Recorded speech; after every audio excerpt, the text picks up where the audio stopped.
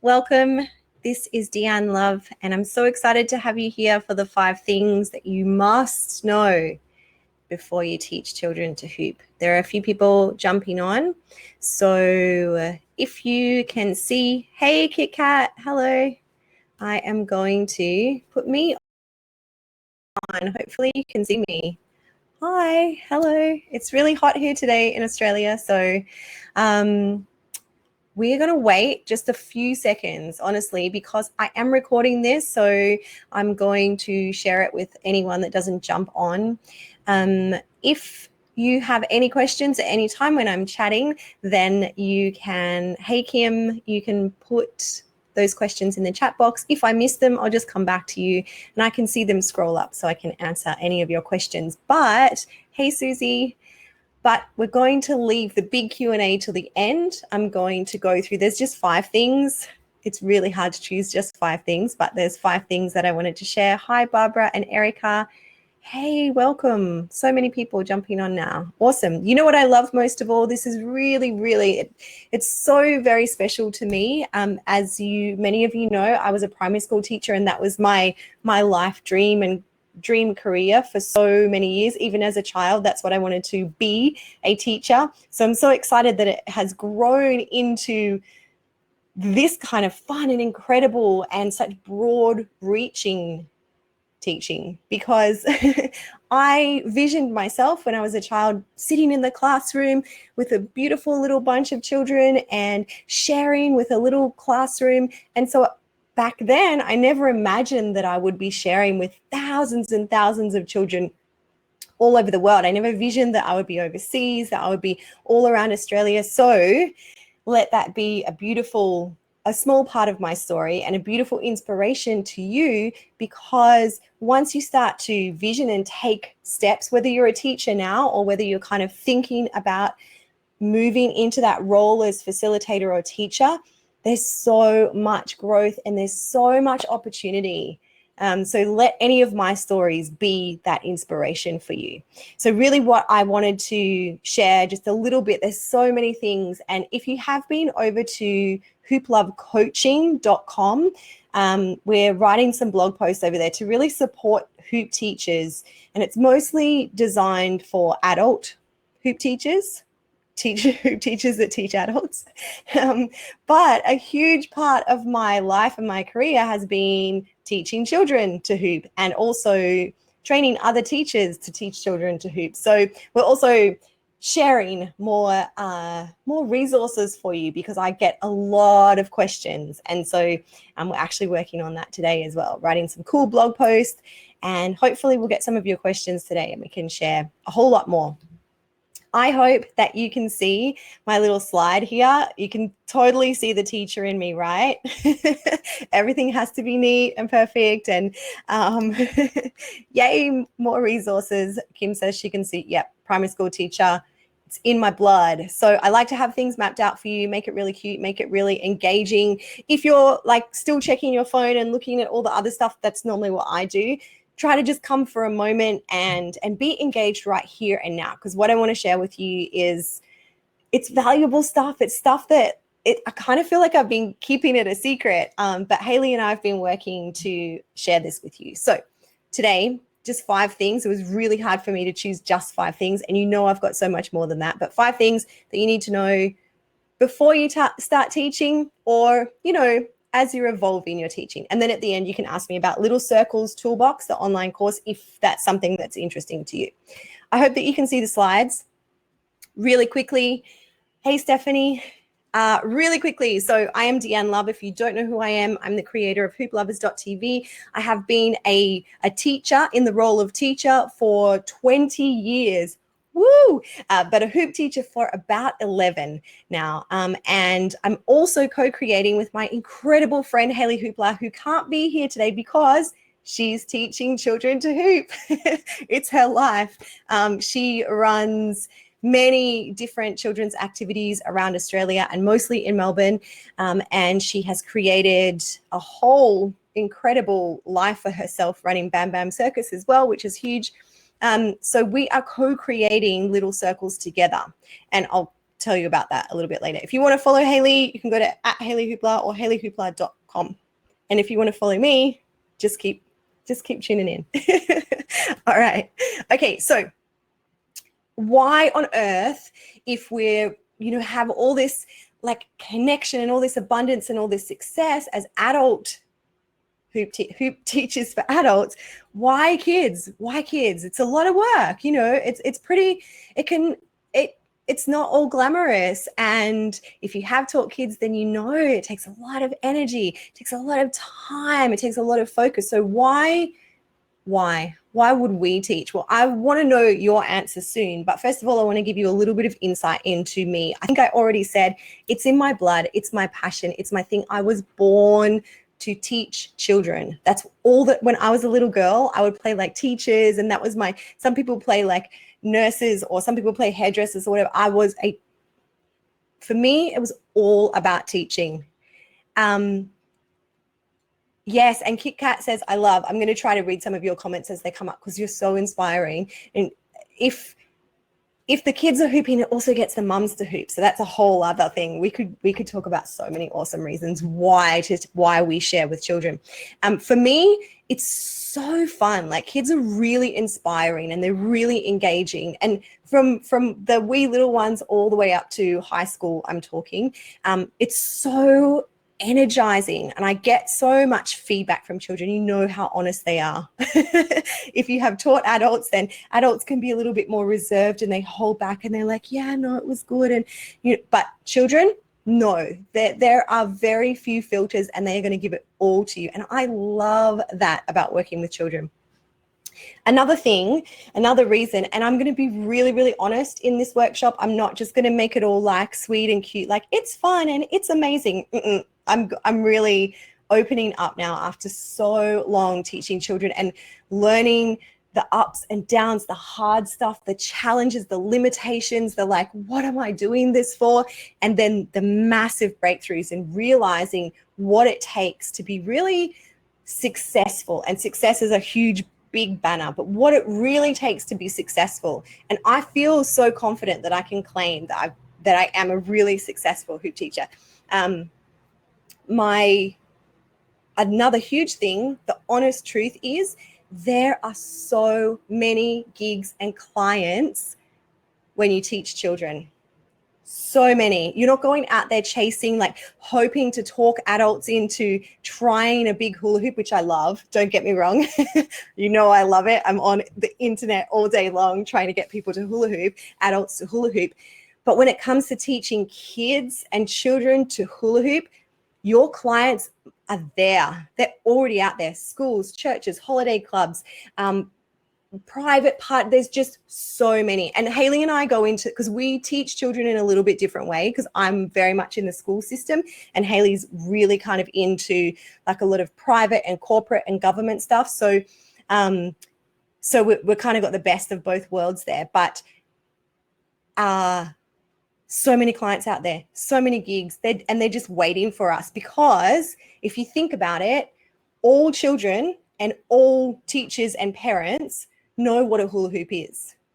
But am I allowed to say this? So many schools and so many churches and so many clubs, they don't know how to use them. They don't have the activities. They don't have the games created and prepared to use. How many schools have you been to where there's hoops just laying in the shed, in the school shed, or they're just like all broken or used for things that are not hooping? So anyway, that is true. That is huge. Yes, everyone's saying yes, their hoops are in the garbage.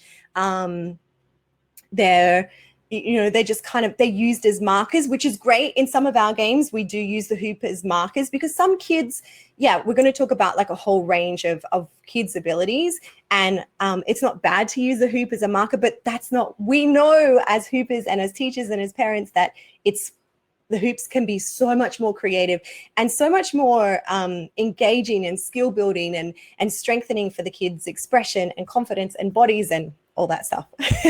I could go on for a long time about it. Abundance. I always talk about abundance, particularly in my Hoop Love Coach training when I supporting teachers to teach adults. I always talk about it, two things: connection and then a flow of money or support, financial kind of backing, which you need, because we don't live in a world where hula hoops are free.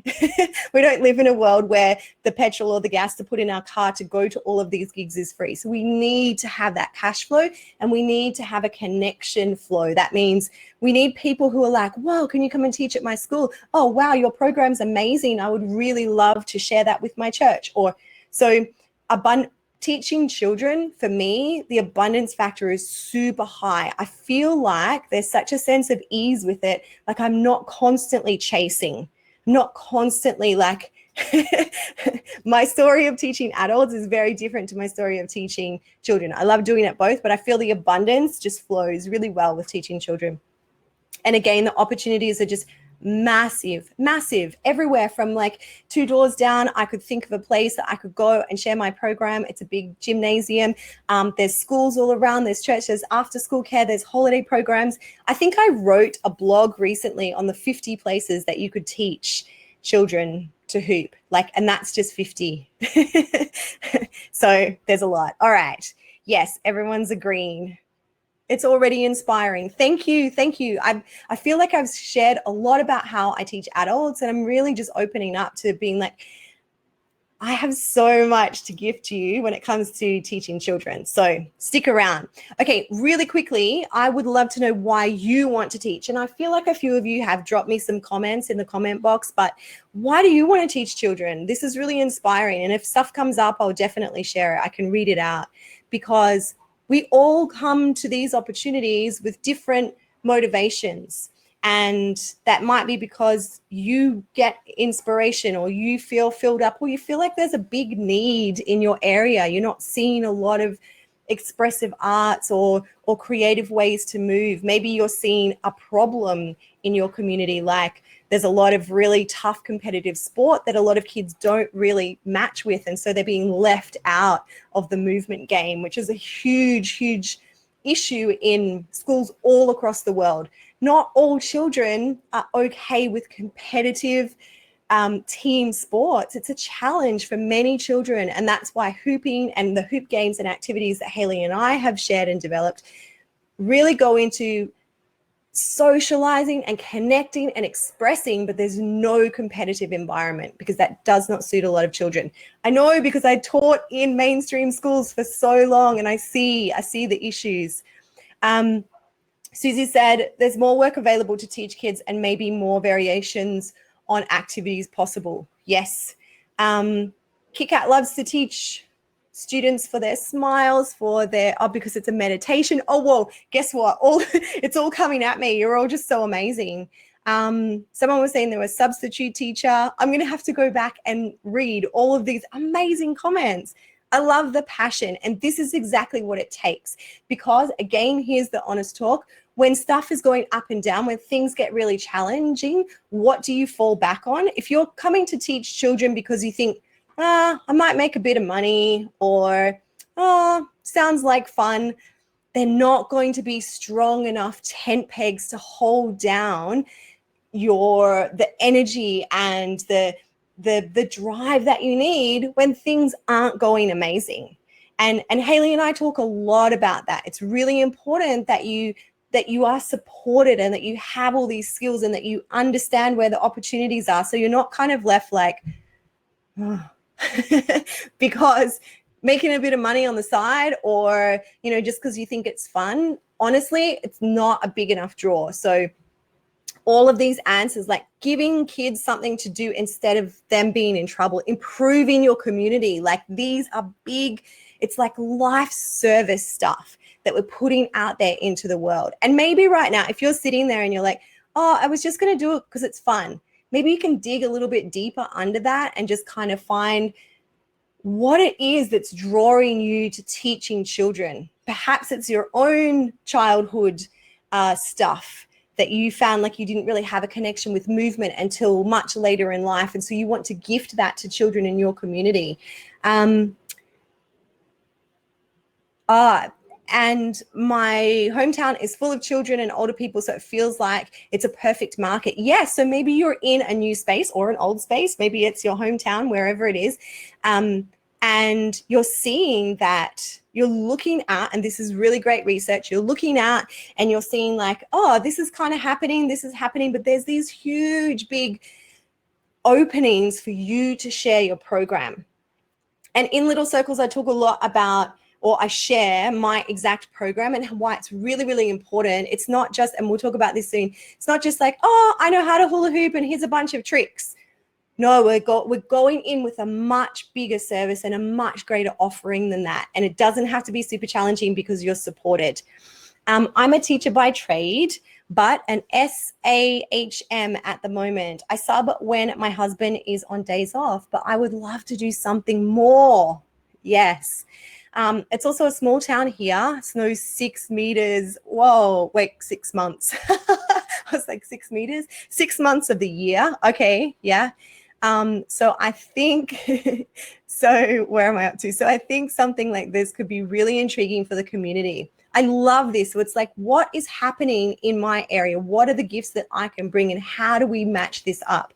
And it's about getting, dare I say, strategic. I can honestly say, and maybe it's my really cool, like my really cool Capricorn brain mushed with all of this wonderful, wild creativity, but your schools, your churches, your community leaders, they love structure and they love something new.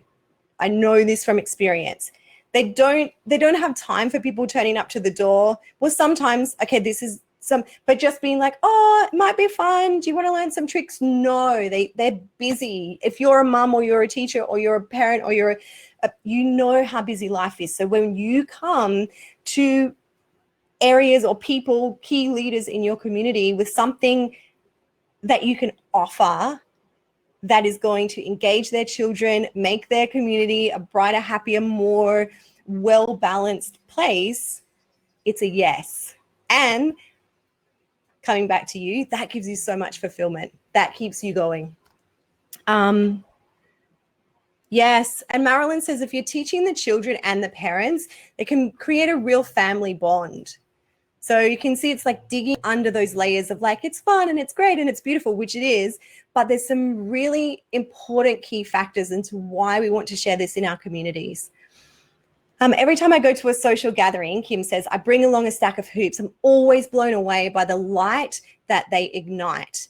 So the children and the parents pick it up. Yes. And so if you're really new to if you're really new to hooping, or if you're really new to teaching, do what Kim does. Just go out. And this was a decade ago, my introduction to like, how am I going to get this hoop teaching thing? I know this is what I want to do. I know it's going to bring value to my community, but how, where's the gateway in? I don't know. Am I supposed to go knock on doors or call? Like, what am I supposed to do?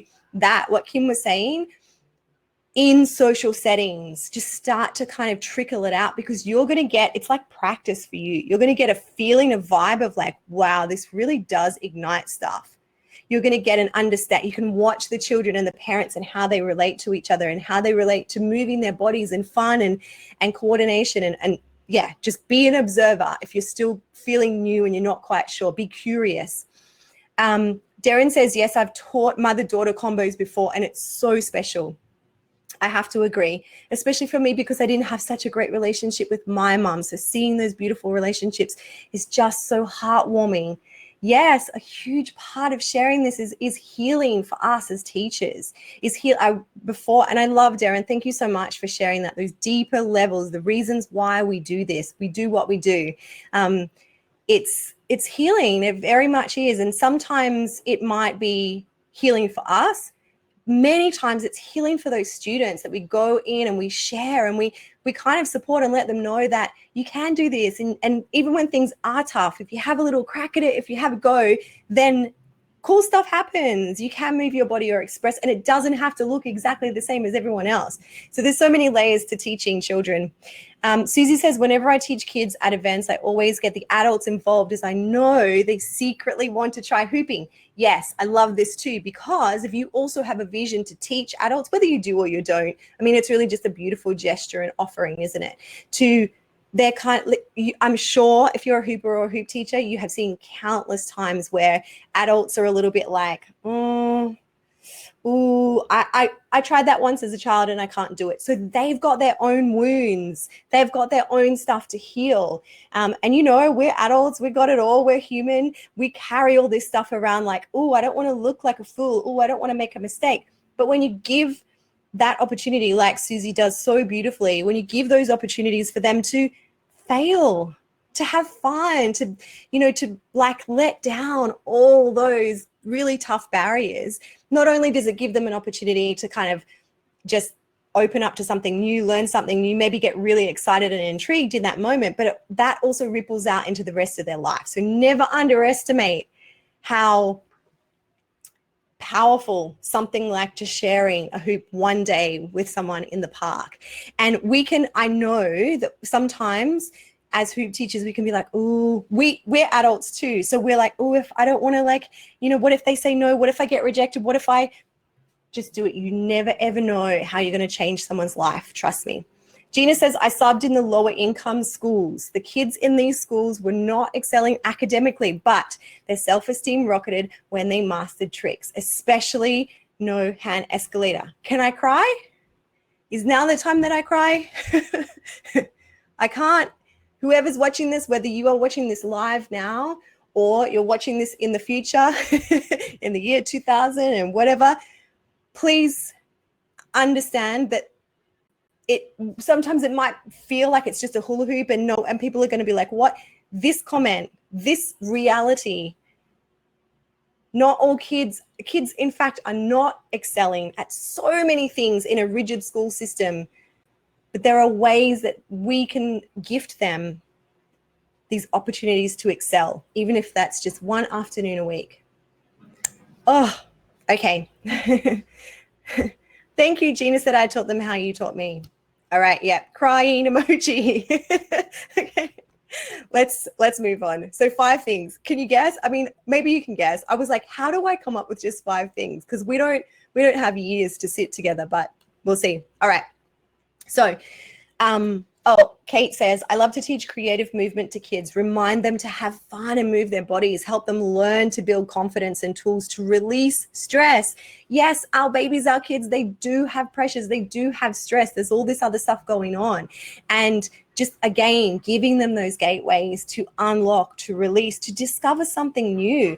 And I've watched so many teachers around the world start to share these programs with children. And some of those children go on to perform and create and craft and become leaders and teachers themselves.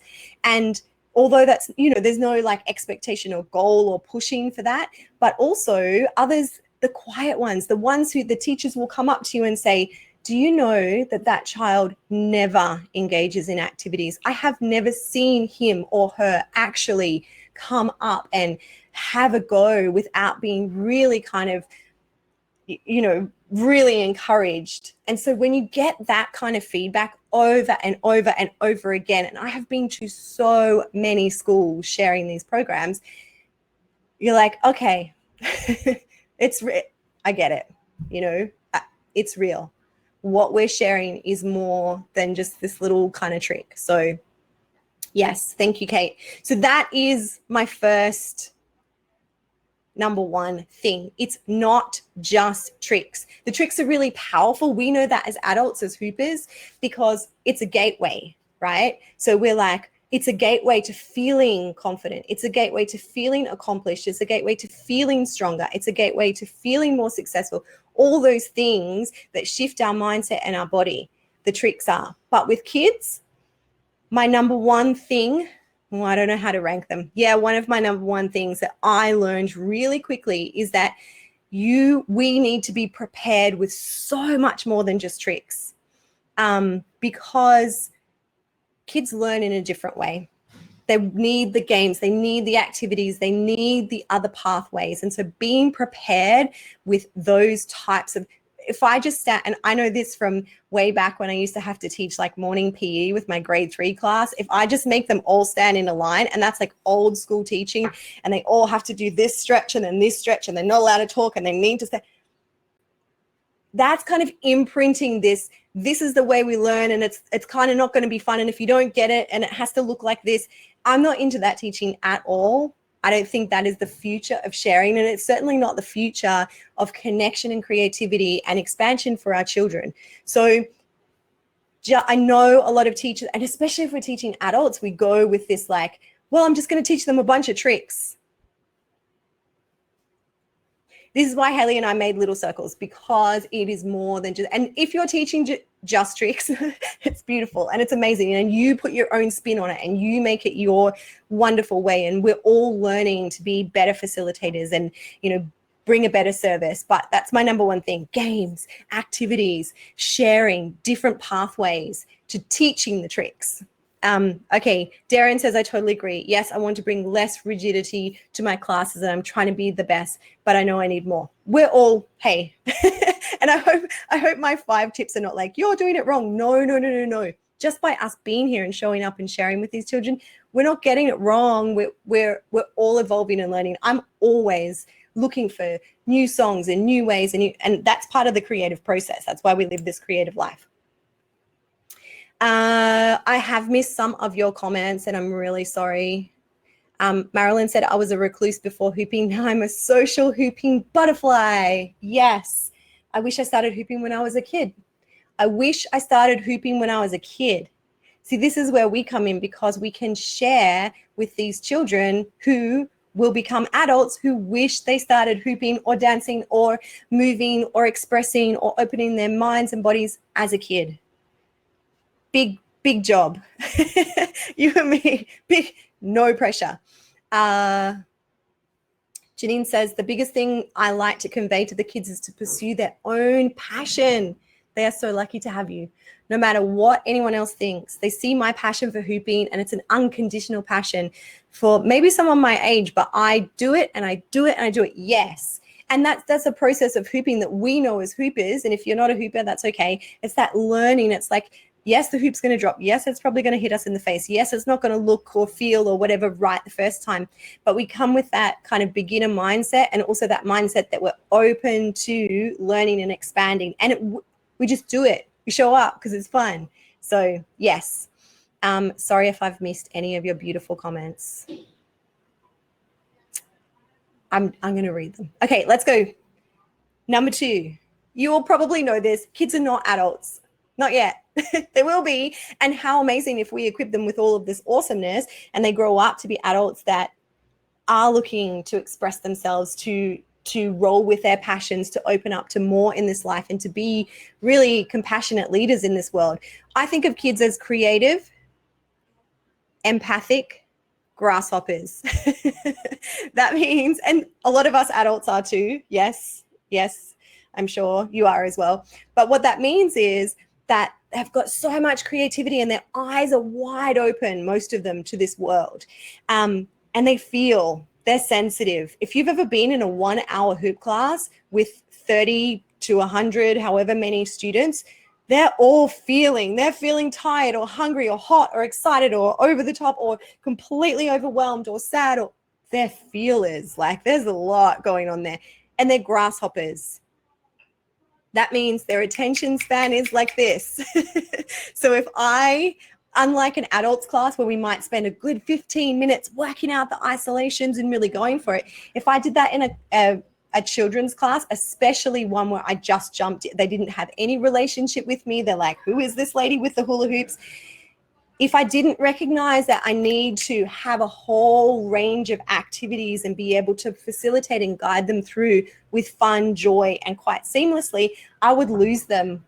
I would lose their engagement, and then that would get me feeling stressed, and that would get them feeling like kind of chaotic. And there's a time and a place. I have a very different, like a very flowing kind of ebb and flow with my kids' classes, and I different to my adults. There's a time and a place for freedom and play and all of that kind of out there. And then there's knowing when to use the cues like the music and the games and the voice to bring the children back in to guide them to the next learning activity. I hope that makes sense. All right, so they're not adults. We're going to teach them or share with them in different ways. Okay, so this is really, really important. And I know, like, we feel because we're empowered with so much creativity as hoopers that we can just like go in with our hoops and kids, and how hard can it be? We'll just teach a bunch of tricks and they're going to have fun. We'll just turn up the music and there's hoops and it's great. That's a hoop jam, and that is one way. But for me, if I'm going in as a professional facilitator and teacher into schools and churches and clubs and private venues and corporations that are paying for a high quality, engaging educational service, because that's what we're talking about, then my plan is top notch. And I know it so well. And I know what I can do to really guide these students so that when I step out of that door, they're like, don't leave. I want you to come back. I learned so much when you were here. This is amazing. And you want them to call you back because you want to share more, because you want these children to grow and grow and grow. Or you want them to tell their friends or all the other teachers in the whole entire district that they need to book you. So when you have a plan that has a killer, amazing, perfect playlist and a sequence of activities that are going to guide your children and keep them engaged the whole entire time, and backup plans, extra games when things don't work, ideas when the space is too small, or, the teacher's like, oh, can we just have these other, there's always going to be variation. So having more stuff in your toolbox, which you learn along the way, or you can get support from other hoop teachers, is essential. Yes, and Darren says having a plan makes it enjoyable as a teacher. Now, I'm not going to lie, because I've been teaching for so long. There are times when I would just like go in and be like, yeah, I can wing this. It can be stressful. It's like a show. It's like a show that you're just not prepared for. Like, you kind of know the song, you know what song you want to hoop to, and you know some pretty cool tricks, but then you go out there and yes, you might leave it up to creativity. So you're going to learn to be like, oh, I was quite good there. But there's this level of kind of pressure.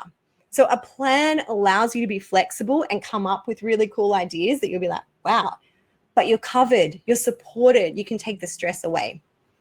I'm up for that. All right, so that's my third one. What are we up to? 4. Okay.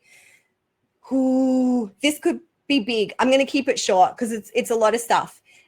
When you're living this creative life and you're a teacher and you're out there sharing, there can be all this stuff behind these other doors, which is your business.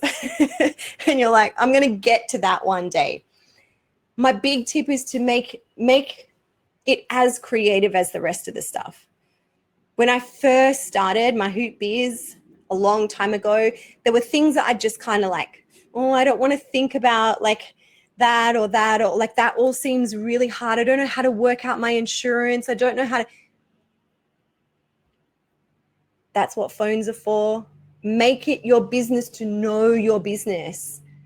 It is very easy. There are so many people to support you. And what my other big tip is, make sure that you get information direct from the source. That is, if you want and need, which you do, by the way, if you want and need insurance and police checks, go directly to the source. Ask, call the insurance company and say, this is what I want to offer. What would you recommend? And if they don't give you the answer that you want, call another insurance company. And if you don't like being on the phone, get your friend or your mom or someone. But be informed, know your business, because it's like having a plan. It's going to take the stress away. When you're out there trying to open up to income and open up to abundance and make your business grow, or make your offer your service to more people, however you want to think about it, whatever your way of increasing your abundance and connection in this life. If all this stuff is kind of like, oh, I don't want to think about that, it is going to weigh down on you. So come at it with the creativity that you come at everything with. Come at it with the passion and the drive that you teach children or adults with. Come at it with the liveliness of how you would hoop in your most amazing practice. Know the rules and regulations of schools. Ask them. Everyone is out to help each other. And if you bump into someone who's not prepared to help, they're just not your person. go to someone else. It's totally fine. I know that from experience. Know how to get bookings. And that's something that I created a plan and a structure for myself when I came back to Australia and I had no work. I didn't know what to do with my life. I knew that I wanted to teach kids to hoop.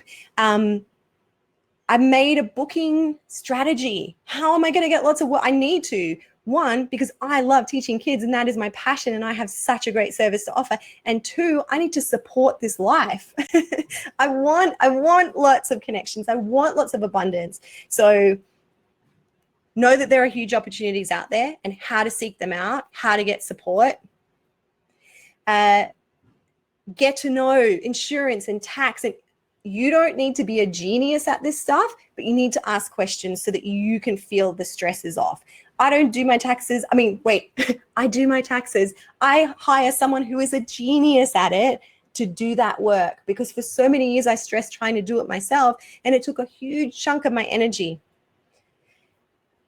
Get to know how to get bookings, how to make abundance, how to connect, and understand the rules and regulations in your area, because they all are quite a little bit different. And all you need to do is ask, like, do I need a police check to work in schools? Probably yes, in most countries around the world. What are the regulations when going on to a campus? Like, just ask the questions so that you're never caught out. Lily says, I'm a hooper and I'm only 14. Only 14. 14. What a beautiful, beautiful age.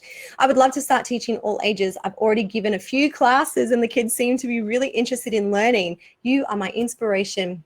You are my inspiration. And you've taught me everything I know. Becoming a teacher has got me so excited. Wow. Wow. That's so incredible. Thank you, first of all. And yeah, we're all here to support each other and to grow and share. We don't know all the answers, but we can support and help and ask and you know, grow. All right, number 5. Don't you just love when the answer is, you know what, some people will ask me, no, not some people, thousands of people will ask me, like, I've tried to hula hoop on my waist and I've done all the things that you've told me and I've watched all of your videos. What do you think I should do? Practice. Practice. Recently, I went to India at the end of last year. And do you know what I noticed about, and this is what everyone's like, what did you love? It wasn't the food. It wasn't it was the people. The people were amazing. I loved that people practice their devotion. What does that mean? It means they showed up and they got into the action every single day. Now, you don't have to practice every day, but if you got 5-10 minutes, why not practice how you're going to enter the classroom and set the scene and set the vibe with your kids? Why not practice 2 or 3 games that you're going to share and pretend that you've got children all around you? Why wouldn't you practice if you want to be the best that you can be, if you want to show up? And you can also practice with, like, who was it? Susie, a few of you were saying, I just go to the local park, or I'm going to ask my, all of the mums in my area if they want to bring the kids over. Sometimes it's okay to do that kind of practice as well, because it's different. Like when you hoop when I first started hooping, I was hooping by myself all the time in my bedroom or in the park. And then when I started to branch out and reach out and be like, ooh, people are watching me, it's a totally different vibe. Ooh, people are connecting with me. Oh, she wants me to teach her how to do.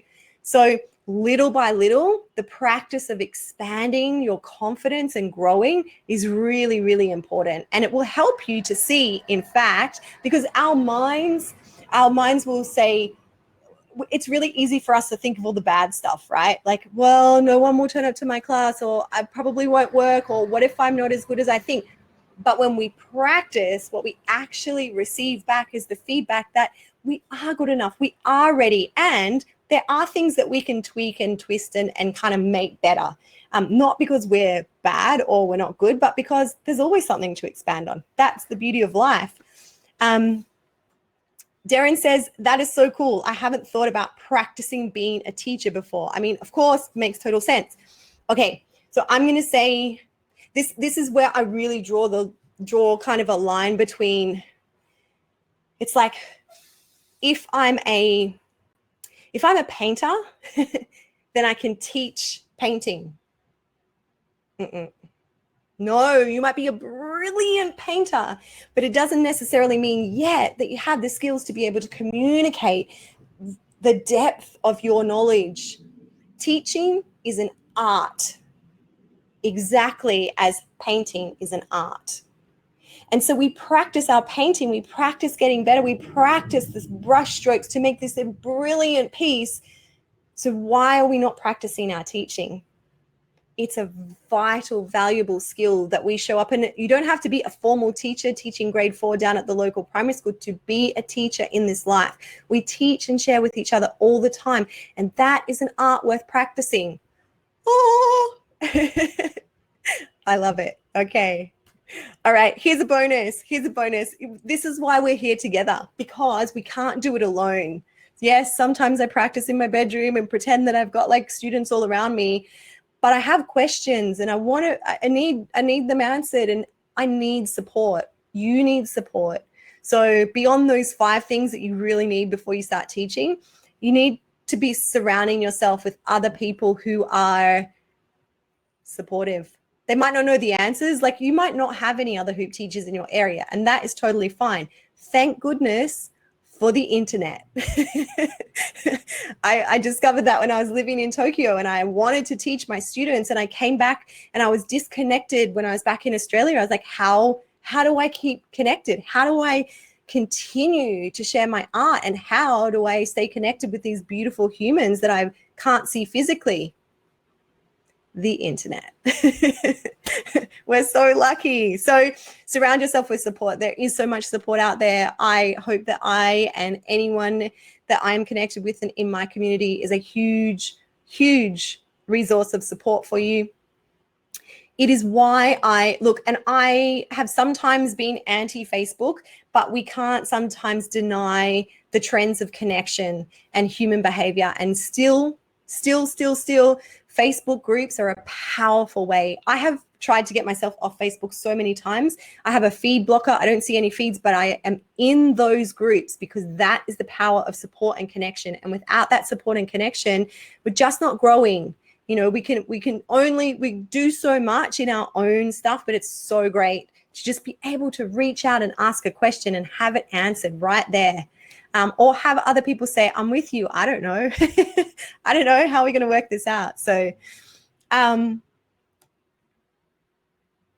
do I have any Facebook groups that I suggest for support without any Facebook trolls?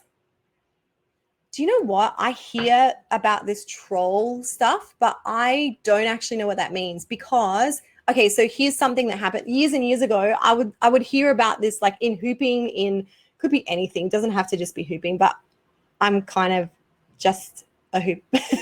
I don't have any other groups that I'm in. Some business groups I used to be in, but not anymore. In all of the groups that I have created personally for Hoop Love coaches or any of my like 21-day challenges or any of that, I have never once, and I'm not just saying this, like I'm not just making this up, I have never seen anyone be a troll or so. One reason is I'm really strict about who's allowed in those groups. I have really strong, solid rules, and it's a no-go zone. However, I do know that there are some big kind of open groups that are just about hooping. So they're not really all there with a shared goal. They're not all there working towards, you know, self-growth and improvement together and to support each other. So I do know there's going to be people that come. Do you know what? My thing with online stuff, because I have been full-time online for so many years, for over a decade, I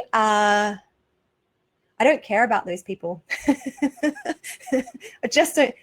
I ask myself, would we hang out in real life? Like, would we have a really good time together, you and I? Would we connect? Would our conversations and our playtime and our practice together involve growth and expansion? Probably not. Then yeah, we're just not friends. And it took me a really long time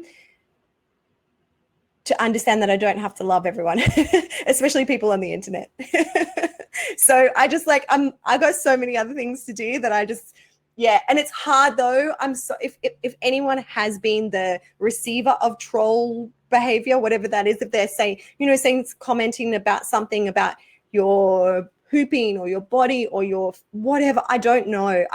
I'm so sorry. delete, they're off, they're out of the system. Go and do whatever you need to do to heal that. Probably hoop or teach someone or share something, and put them away and stand up and stand into who you are as an amazing leader. Yes. Oh, yes, Marilyn says, actually, yeah. And I should probably give a shout out, but I'm pretty bad at knowing because I'm so busy with my own Hoop Lover stuff. But Ruby Hooping is an amazing supportive group. Yes. Unlike any other hoop groups, it's very supportive and the trolls get kicked out and it's very body positive. So that's Ruby Hooping. If, I wish that I had more time to spend in groups on Facebook, but I'm so in with the Hoop Love coaches and the Hoop Lovers stuff and the Little Circles teachers group. So yeah, if you know any more, and you just got to navigate them like life, really. Oh, the Fab and Over 40. Yes, Fab and Over 40 and Facebook group, and also Long Island Hoop Dancers on Facebook. Yes. Beautiful, beautiful groups. Thank you. See, ask, and it is given. All the positive, beautiful stuff. All right.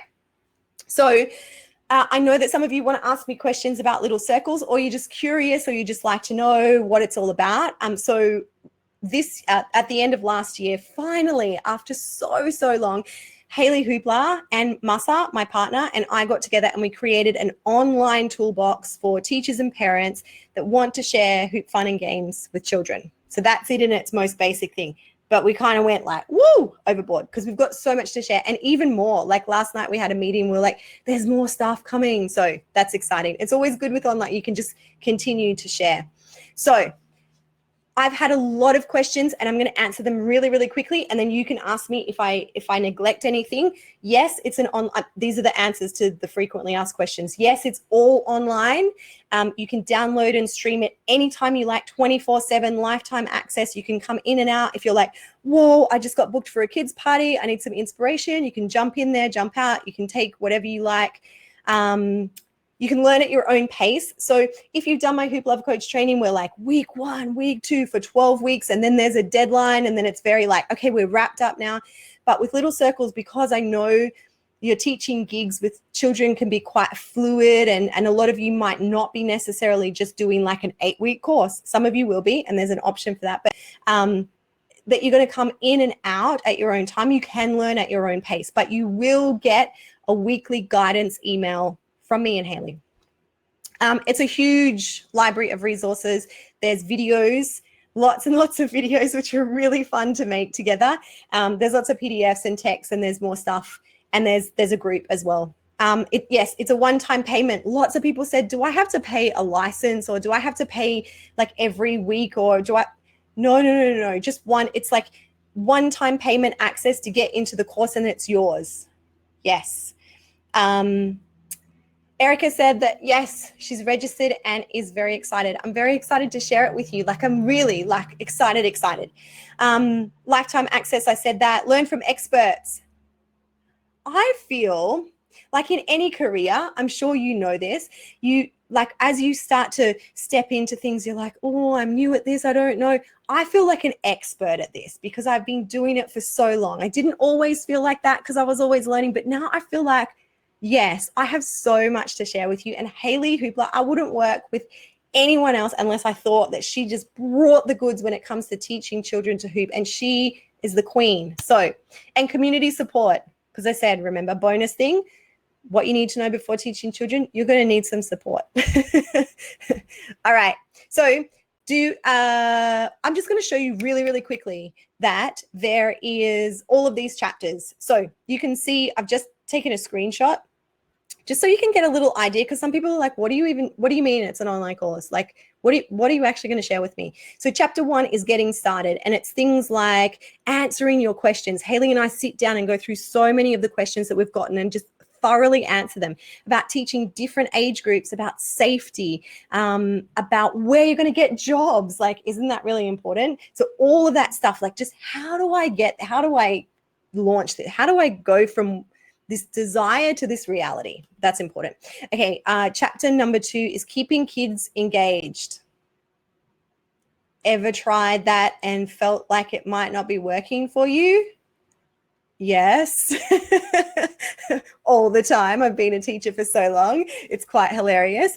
So we put in as much as we can here about how to just really keep them connected without that old school, like, must sit in a line, need to sit up straight, all that kind of stuff. No. Kids are savvy. That doesn't work anymore. So how to keep them engaged is chapter 2 and massive. And again, you can come back to this anytime you like. Chapter 3 is the hoop tricks, and we break these down with videos. So you get a video on how we teach the tricks to the children, and it's not the same way that we teach to adults. So we've made all of these videos, all this video content specifically for children. Yes. The next one is combos. You know, I love a good flow session. As I'm teaching adults, I'm always about combining. And this is really combining tricks. This is really powerful for kids of all ages because it's an incredible kind of partnering and pairing activity for their minds and their bodies, their memory, their function, their body memory as well. And then for those children who really do want to express and create something that's a little bit more lengthy, say some of them want to perform or that's a goal that you have for your group or your community or your team, you can put those combos together. And I think we've made 10 different combos for you that you can then mix up. So, and they're all videos on how we would teach them. This one's my favorite. That's why I put a little funny picture because Haley and I had such a cool time. This is how ultimately, here it is. This is my biggest secret. This is how I teach children to hoop. It's through games. It's games, and I bring the tricks into the games. And so if I can have like a sequence of really awesome games that I know flow, and it's almost like a 1 or 1.5 hour show where I've got these little segues, and I share my whole program and plan with you, but these little segues, how we go from one to the next, it's a dream. They love it. Kids love games. They're used to games. They're really into it. And I love to take games, whether you do little circles with me or not. Here's a big tip. Take games that they're quite used to and modify them to incorporate hoops in different ways. It's creative for you and it's creative for them.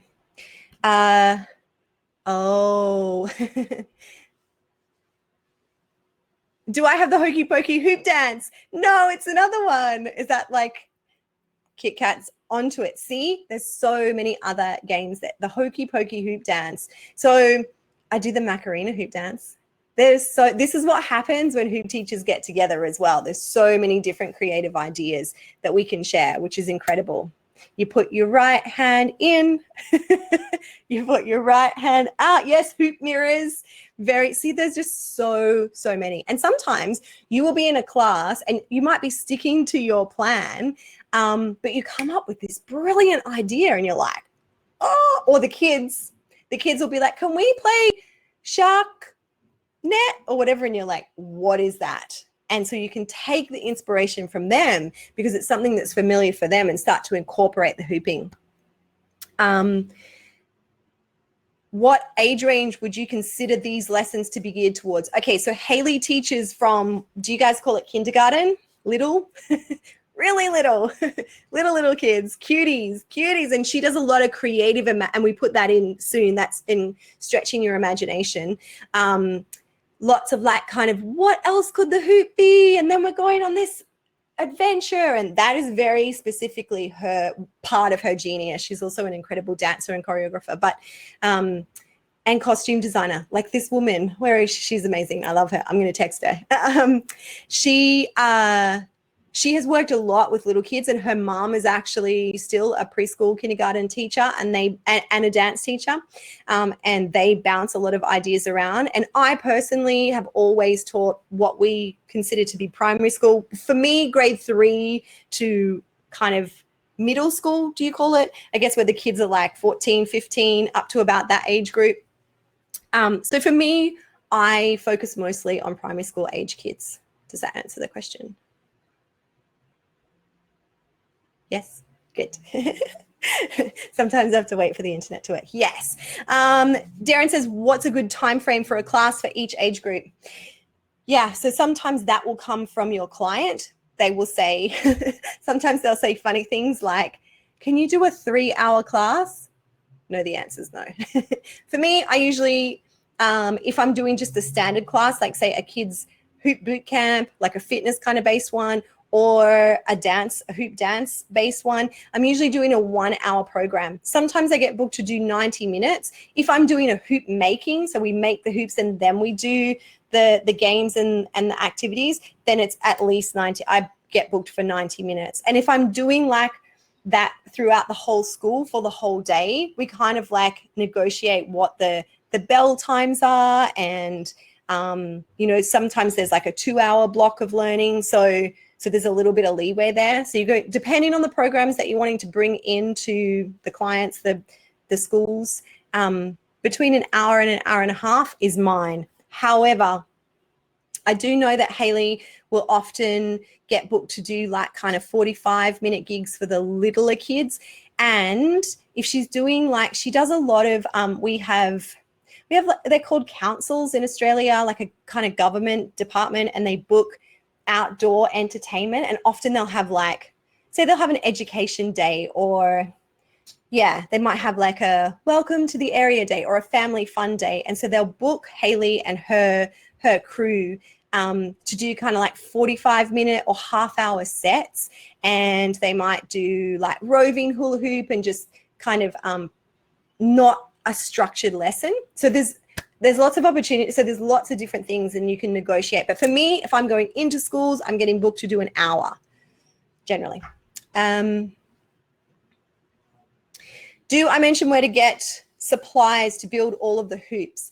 I don't actually mention that in Little Circles specifically. That's more Hoop Love Coach training. But those are the types of questions that get asked in the group, because everywhere, like in Australia, yeah, we can get hoops anywhere from going to the hardware store and building them. And that's what I used to do a lot when I was doing hoop making parties for kids. I would build all the hoops from Bunnings. We have Bunnings. Some countries have like Home Depot, that kind of thing. And I would build them all. And then I would take tons and tons of craft material. And so I was doing a lot of manual labor. But there are also plastic companies where you can get them made if you want to invest, if you're going to go full scale. So yeah, Stephanie, that was a really good question. Do I give the specifics of where to get materials for hoops? Not in the Little Circles, I don't, but that kind of like discussion and the nitty gritty and the specifics always come up in community questions as well. And I'm happy to help with stuff like that, definitely. Yes, Darren says, it's interesting to think about this, the perspective of being booked. Yeah, so I talk about that because I was an employee for a school, like it was just, it's my job. And then maybe I'll just do a little bit of extra stuff on the outside and offer some fun stuff. And then I went to like, oh, this is my full-time or my side gig while I'm teaching adults as well. So I need bookings. And Haley and I both work that way. And a lot of children's hoop teachers work that way, so that you'll be teamed, you'll know the clients to go to, and you'll have an offering for them. And I share all of that in Little Circles. PTA meetings, yes. PTA meetings, oh my gosh, that's like my past life. Okay, we are up to chapter 6, and this is hoop cards. So I've basically taken every trick and put them on a card, because not all kids can, some kids can't understand the language that we're speaking. They need visual cues. Also, they're into games and using these cards, which you can print out because you get my design cards. You can use them in lots of different ways. So I also share all the ways that you can use the hoop cards, and you're welcome to use them in different ways or create more of your own if you want to call them different names. All right. Chapter 7 is the hoop class essentials. This is where I give all of my example plans, like the exact plan that I used to go into or to get the bookings, first of all, and then go in and share with the kids. And also, what else have we got in there? Oh, preparation checklist. Like just, okay, these are all the things, like just making sure you're prepared, because the more prepared, planned, and kind of ready for everything you are, there's just so much less stress, because you're going in and you're going to be bombarded by the grasshoppers, the cute little grasshoppers. All right, so that's a real okay, let's just get sorted chapter. This one is Haley's beautiful. Chapter 8 is Stretch Your Imagination, which is, she's very, very skilled in the art of guiding with creativity and taking the children on journeys with hoops, movement, music. And this is where it's so powerful to collaborate with other teachers or to be in these groups like the Hoop Love Coach training group, the big global group, or the hoop teachers, the Little Circles hoop teachers, because everyone has their own skills. And this is why I wanted to co-create with Haley, because she's a genius in this area. It's not my forte. It's not my genius to take little ones on these like incredible outer space adventures, because I have a different teaching style. But this is Haley's. And I know for a lot of you who want to teach some of the younger ones, this is going to be really, really powerful for you. Okay, chapter 9, hoop is. Oh, yay. I love hoop is. I'm going to put my hand up and say I'm really good at it because I have just worked and worked and worked creatively. I've made all the mistakes. I've ironed out all the creases and I'm still learning more. So I give you all my stuff. Like this is Haley. Haley's really good at this as well. What questions do you need to ask the clients? Because if you're just going into schools being like, hey, I'm coming to teach hoops. Whoa, you're going to be bombarded with so many things that are going to feel like mini failures. Like, what size is the space? How high is the ceiling? What do you expect from me? How can we negotiate? Like, so many questions that you can just get out of the way and go in and do what you're really good at. So that's a really powerful one. Ways to get bookings. It's just like I've just worked so hard to just know how to get booked and what makes a really, really powerful impression, because it can be nerve-wracking. It can be like, oh, maybe they don't need it or they don't want it or that I don't know what to say, or how do I show them that hooping's really amazing? So I share how I've done that. And pricing your offerings.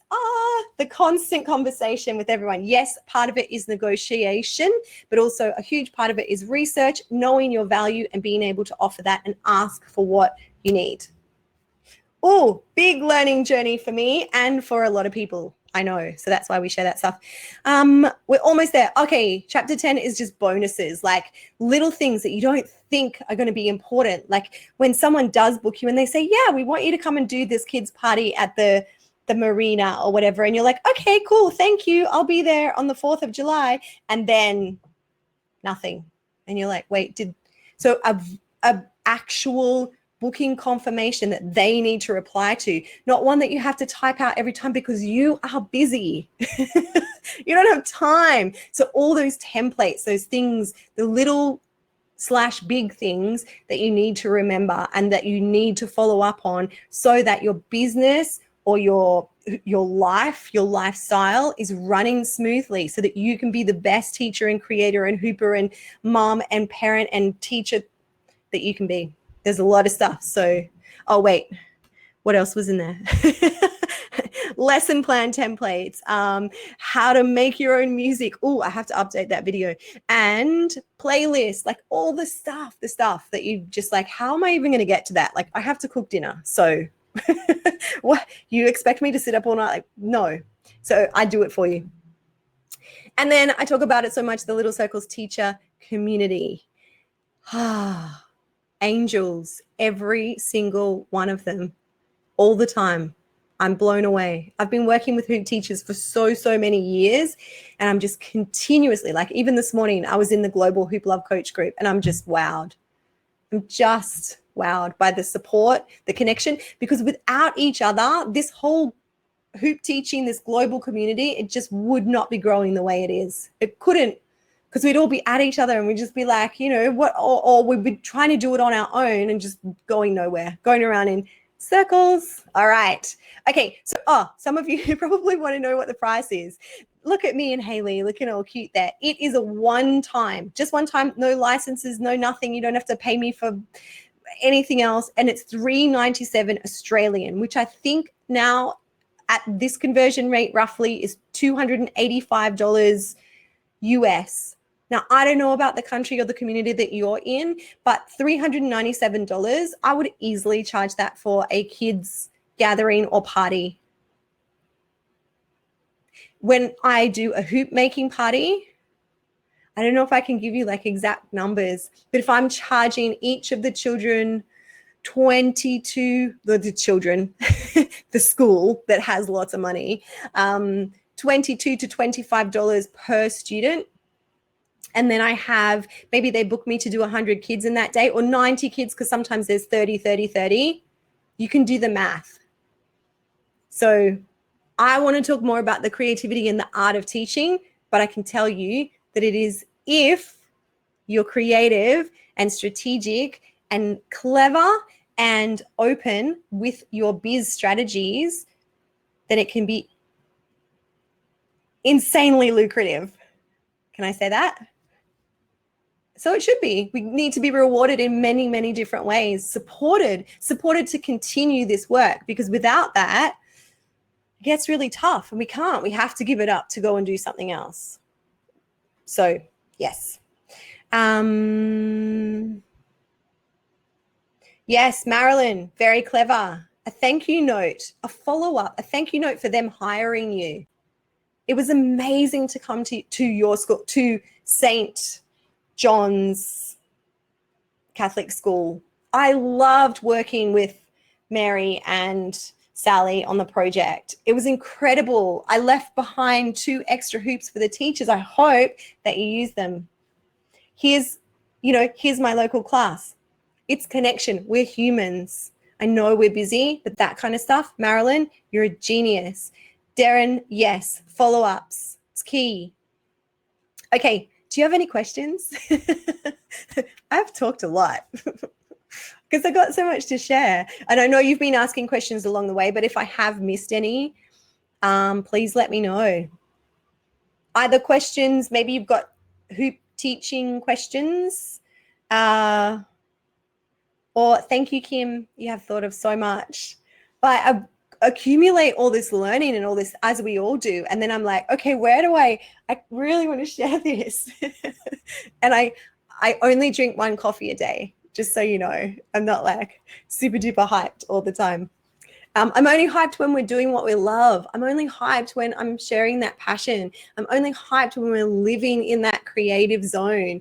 And yeah, there's tough stuff. There's stuff that's really like, how am I going to work this out? This is not going to work. People are not going, all the mind chatter. And then I go back to support and those, what we talked about at the beginning of this workshop.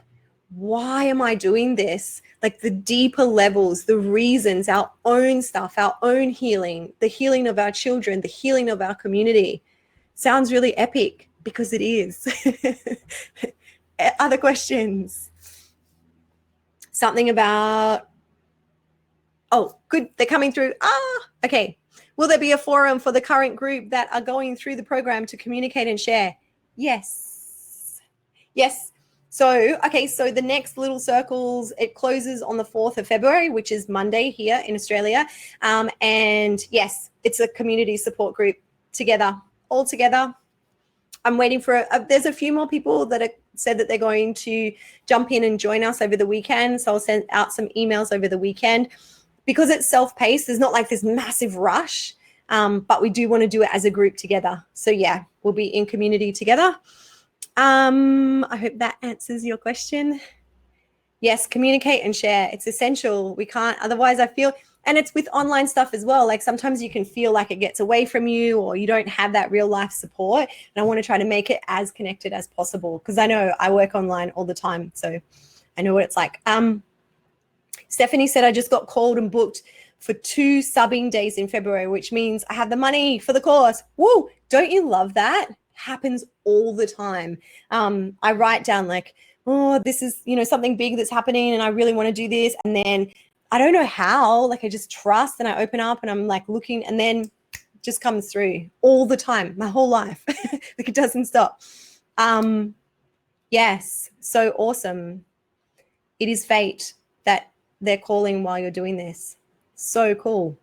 I've been wanting to teach kids, Gina. I've been wanting to teach kids since last year. So I was really excited when you created Little Circles. I've already gone through 60% of the program. Woo! Is it helping? Are you finding new, because when we connect together, so when I share what I have, some teachers are like, I'm just going to thank you. I'm going to take that. I'm going to use it exactly as it is. And other teachers are like, I'm going to take that. I'm going to turn it into my own. So that is They're both beautiful, viable options. Yes, Gina says yes. Phew. As I said, we had a meeting last night and I was like, there's more stuff. So it's always evolving. Stephanie says, thanks for the info. Kit Kat's clapping me. I'm clapping you. Any other questions? Anything? Okay, very random question, but what name did you go by when teaching kids? As teachers, we're always Mrs. or Ms., but what did you go by? Yeah, so when I was hired by, when I was a primary school teacher, then I was Miss blah, blah, blah, blah. But when I go in as a hoop teacher, I call myself Deanne. Haley, yeah, Haley will say Haley Hoopla, or she'll just say Haley. And sometimes she, she'll be like, make up little rhymes, like what rhymes with Haley and that kind of thing. She really kind of entertains the kids, so she makes it a little bit more silly. Kit Kat's Miss Kit Kat. Woo! Yes. I teach in the South. Beautiful. Stephanie, does that answer your question? So I know sometimes it's like, who am I? What is my identity as a teacher? And some people do go in. I feel like there was years ago, there was her name was Kelly, but she was calling herself Miss Kelly. She was a kid's hoop teacher. What was her stuff? Anyway, so yeah, you could call, if you wanted to call your, I don't know, however you want to vibe with it. And if it's not feeling right and you're going to different schools, you can change it. Because you'll be like, no, I'm not Miss Steph. No.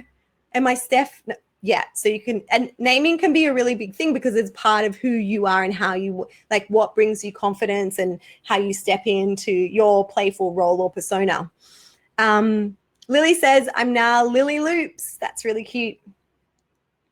Yeah, as Stephanie said, and this is cool kind of conversation. It's like I wasn't sure if I needed to have some funky name or something. Yeah, naming can, and it can be like that for your business as well. So it's like, you can sit and it helps to talk to other people and just be like, what do you think of this? And then how do I vibe with it? As your programs will evolve, this is Kim, since this is your first round of little circles, will we have access to what's added? Yes. Yeah, definitely. I'm always, so I've been working with the Hoop Love coaches I did my first Hoop Love coach teacher training in 2010. That was a live one in Tokyo, in Japan. And as things have evolved over the years, I'm always sharing with those groups, any of the teachers that are evolving along with me. So if you're still teaching and still sticking around, I'm constantly sharing any of those updates. Yes, definitely. And I mean, we can evolve together. There's going to be stuff that you come up with and you're like, look, I had this problem, or I feel like it needs a little bit more of this, or do you have any responses? So we're kind of in it together, whether you like it or not.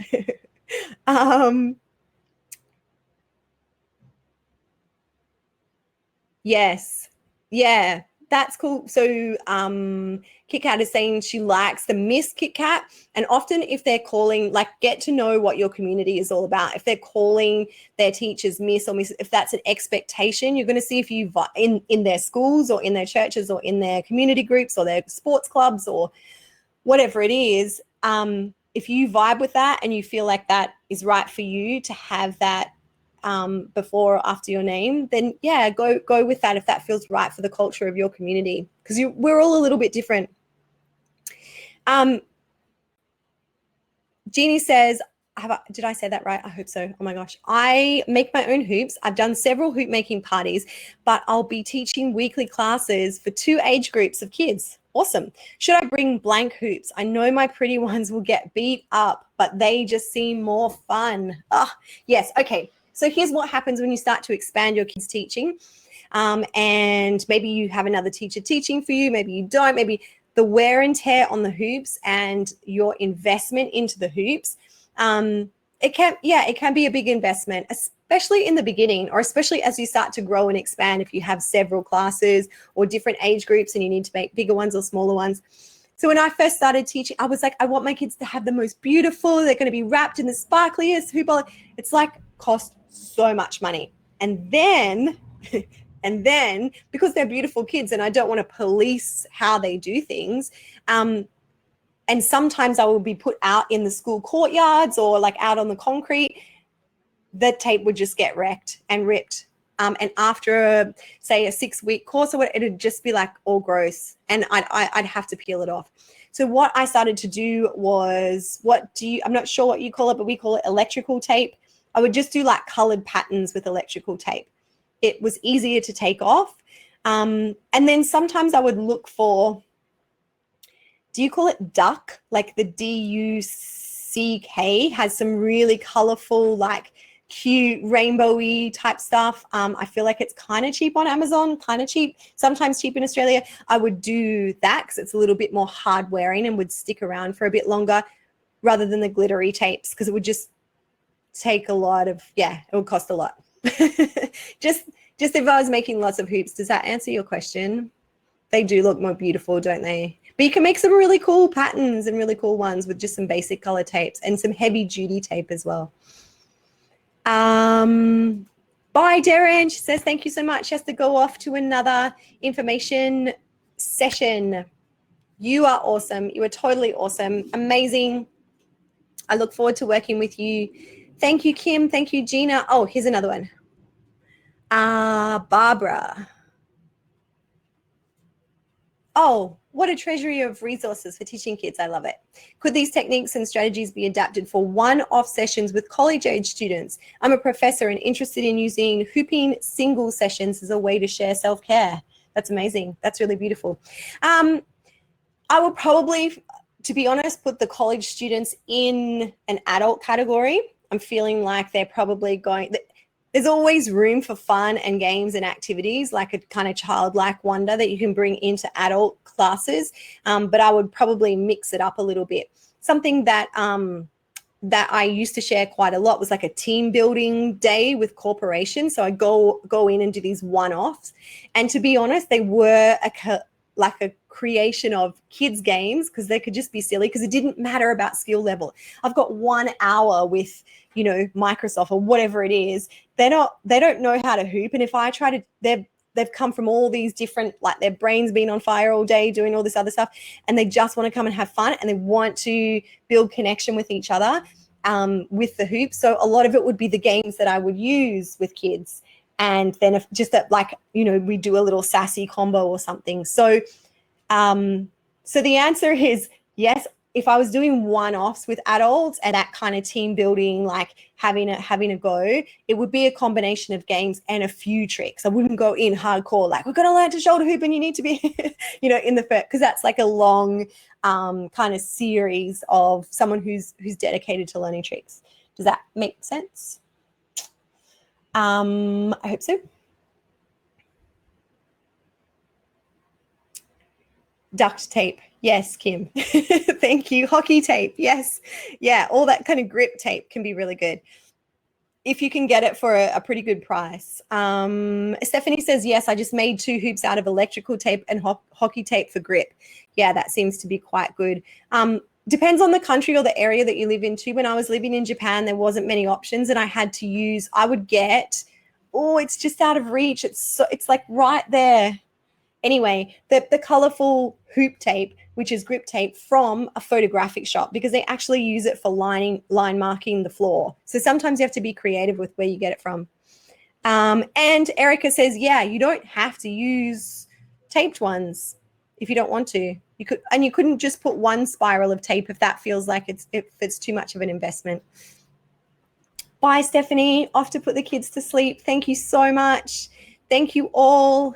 Kim says she's really excited for the little circles. It was a gift to herself and her passion. I am so grateful that you're sharing it with your community. So if there's anyone still hanging out, first of all, thank you so much. I hope that this was helpful. I hope that it gave you some insight and sparked some inspiration and passion for you.